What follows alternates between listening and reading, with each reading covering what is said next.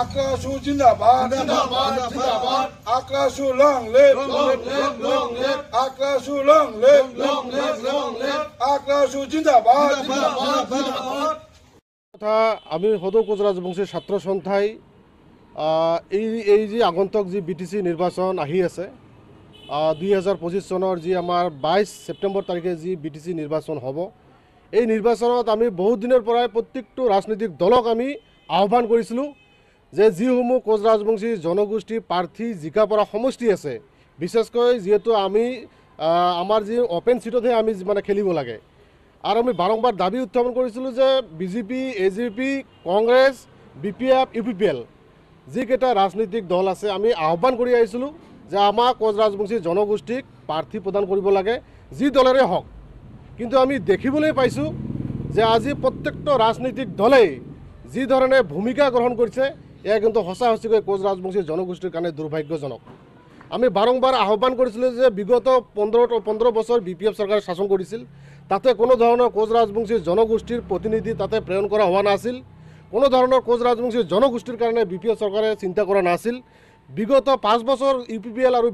BJP চৰকাৰে শাসন কৰিলে তাতেও কিন্তু কোচ ৰাজবংশী জনগোষ্ঠীক কিন্তু কোনো ধৰণৰ গুৰুত্ব দিয়া হোৱা নাছিল বা বঞ্চিত কৰা হৈছিল শেহতীয়াভাৱে আমি এইকাৰণে আহ্বান কৰিছিলোঁ যে যোৱা 20 বছৰ যি ধৰণে কোচ ৰাজবংশী জনগোষ্ঠীক অনলি ভোটৰ কাৰণে ব্যৱহাৰ কৰি আহিছে এই ক্ষেত্ৰত যাতে কোনো ধৰণে আমাক যাতে বঞ্চিত কৰা নহয় কোনো যাতে অৱহেলিত কৰা নহয় আৰু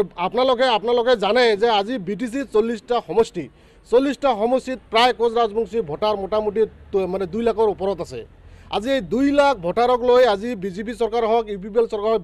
বিপিএফ চৰকাৰ হওক প্ৰত্যেকটো ৰাজনৈতিক দলে কিন্তু আমাক ভোট বেংক হিচাপে ব্যৱহাৰ কৰি আহিছে আমি বাৰম্বাৰ আমাৰ অসমৰ মাননীয় মুখ্যমন্ত্ৰী ডাঙৰীয়া আমাৰ দিলীপ শইকীয়া ডাঙৰীয়াক আমি আহ্বান কৰিছিলোঁ মেমৰেণ্ডাম যোগে আমি আহ্বান কৰিছিলোঁ যে বিশেষকৈ আমাক 5টা সমষ্টি যেহেতু কোচ ৰাজবংশী জিকিব পৰা এটা পৰিৱেশ আছে আমি দাবী উত্থাপন কৰিছিলোঁ যে এইকেইটা সমষ্টিত কমসে কম আমাক কোচ ৰাজবংশী জনগোষ্ঠীৰ প্ৰাৰ্থী দিব লাগে আমি মেমৰেণ্ডামৰ সৈতে আমি চিএম ডাঙৰীয়াক লগ কৰিছিলোঁ মেমৰেণ্ডামৰ লগত আমি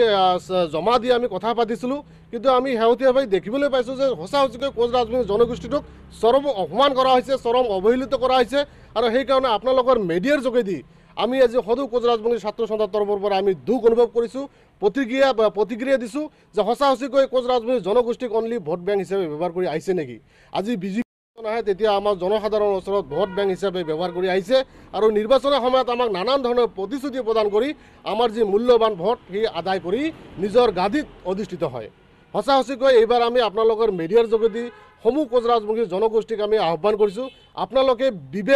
বিবেচনা চিন্তা কৰিব যে বিপিএফে কি কৰি আছে ইউপিপিএলে কি কৰি আছে আৰু বিজেপিয়ে কি কৰি আছে আজি আপোনালোকে জানে যে বিশেষকৈ আমি বিজেপি চৰকাৰৰ অসমৰ মাননীয় মুখ্যমন্ত্ৰী ডাঙৰীয়া যোৱা সেইদিনা আমি আমাৰ সেই কি কয় চালাকাটিত আমি লগ কৰি কৈছিলোঁ যে অসমৰ মাননীয় মুখ্যমন্ত্ৰী ডাঙৰীয়া আমাৰ যি জ্বলন্ত সমস্যা আজি পৃথক ক্ষমতাবোৰ জনজাতিৰ এইটো এটা ৰাজনৈতিক সমস্যা এই সমান্তৰালভাৱে যেহেতু এটা বিটিসি নিৰ্বাচন এইখন এখন কাউন্সিল নিৰ্বাচন এই কাউন্সিল নিৰ্বাচনত আমাৰ যি বেছিক যিসমূহ সমস্যা আছে ডেভেলপমেণ্টৰ ক্ষেত্ৰত এই ক্ষেত্ৰত কোচ ৰাজবংশী জনগোষ্ঠীক প্ৰাৰ্থী প্ৰদান কৰিব লাগে কিন্তু আমি দেখিবলৈ পাইছোঁ 40টা সমষ্টিৰ ভিতৰত যিসমূহ ওপেন সিট আছে যিসমূহ কোচ ৰাজবংশী অধ্যুষিত সমষ্টি আছে এই সমষ্টিসমূহত আমাক অনলি ভোট বেংক হিচাপে ব্যৱহাৰ কৰিছে আৰু হিন্দু নামত কোচ ৰাজবংশী জনগোষ্ঠীক যি ধৰণে এটা মাইণ্ড ডাইভাৰ্ট কৰি আছে আজি হিন্দু নহয় আমি কোচ ৰাজবংশী মানুহ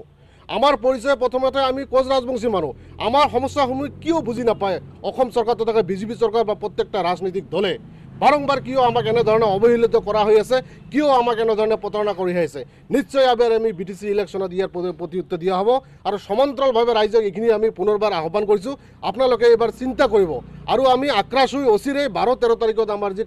এক্সিকিউটিভ হ'ব এক্সিকিউটিভত আমি সিদ্ধান্ত লৈ আমি ঘোষণা কৰিম যে আমি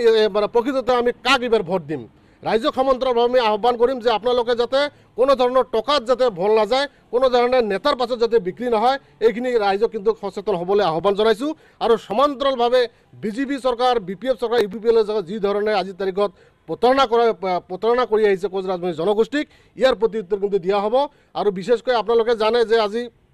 ফকলেগ্ৰাম গুমা সমষ্টি থুৰিবাৰী মথনগুৰি মদৈবাৰী বিশেষকৈ আমি 5টা সমষ্টি আগৰ পৰা আমি ডিমাণ্ড কৰি আহিছিলোঁ কিন্তু স্পেচিয়েলি আমি 5টা সমষ্টিৰ যিখিনি ভোটাৰ বা যিখিনি মানে জিকিব পৰা এটা এই ক্ষেত্ৰত একচুৱেলি আমি আক্ৰাছ হৈ যিহেতু অৰাজনৈতিক সংগঠন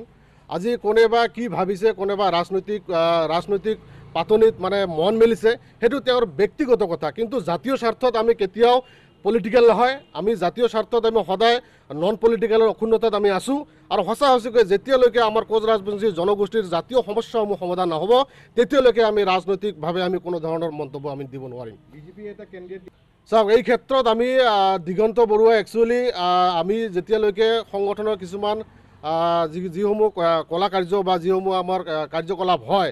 তেখেতক আমি আজিলৈকে অন্ততঃ মই স্পেচিয়েলি কেতিয়াও পোৱা নাই। নাজানো তেখেতে একচুৱেলি কোচ ৰাজবংশী মানুহ হয় নে নহয়। এই ক্ষেত্ৰত নিশ্চয় আমি গুৰুত্ব সহকাৰে আলোচনা কৰিম। আৰু একচুৱেলি দিগন্ত বৰুৱা ডাঙৰীয়াই তেখেতে যোৱাবাৰো জিকিছিল, আৰু এইবাৰো হয়তো ৰাইজে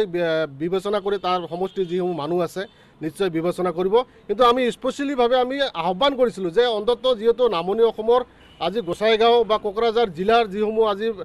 সমস্যা আছে, বিশেষকৈ ভূমিৰ সমস্যা, আমি স্পেচিয়েলি দিলীপ শইকীয়া ডাঙৰীয়াক আহ্বান কৰিছিলোঁ, অসমৰ বৰ্তমান মাননীয় মুখ্যমন্ত্ৰী ডাঙৰীয়াক আহ্বান কৰিছিলোঁ। আৰু যিহেতু ইয়াতে মিত্ৰজোঁট চৰকাৰ চলি আছে আৰু বিগ ব্ৰাদাৰ হিচাপে যিহেতু বিজেপি, সেইকাৰণে বিজেপিক আমি বাৰম্বাৰ আহ্বান কৰিছিলোঁ যে আপোনালোকে আজি গোসাইগাঁও, আজি শ্ৰীৰামপুৰ, আজি এইফালে আপোনালোকে আহি চাওক যে সঁচাকৈ আমাৰ কোচ ৰাজবংশী জনগোষ্ঠীৰ মানুহে আজি কি ধৰণেৰে আজি সমস্যাত ভুগি আছে, মাটিৰ ক্ষেত্ৰত কি ধৰণে আজি আমাৰ লাহে লাহে আমাৰ হ্ৰাস হৈ আছে, আমাৰ কলা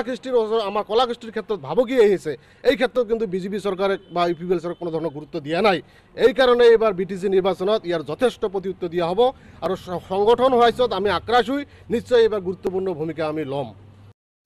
ভোট বিচাৰি তেওঁলোকে ক্ষমতাত আহিছে বা গদিত আহিছে, কিন্তু এইবাৰ যাতে কোনো পৰ্যায়ে সিহঁতে যাতে নিজৰ যিটো উদ্দেশ্য যাতে ছাকচেছ কৰিব নোৱাৰে, এই ক্ষেত্ৰত ৰাইজে আমি সচেতন হ'ব লাগিব। আৰু ইতিমধ্যে আমাৰ যি গাঁৱে ভূঞে যিসমূহ আমাৰ মেল মিটিং চলি আছে, যি বুদ্ধিক মহল আছে, আমি ইতিমধ্যে ডিছকাছ কৰিছোঁ যে এইবাৰ আমি সময়ত প্ৰত্যুত্তৰ দিম।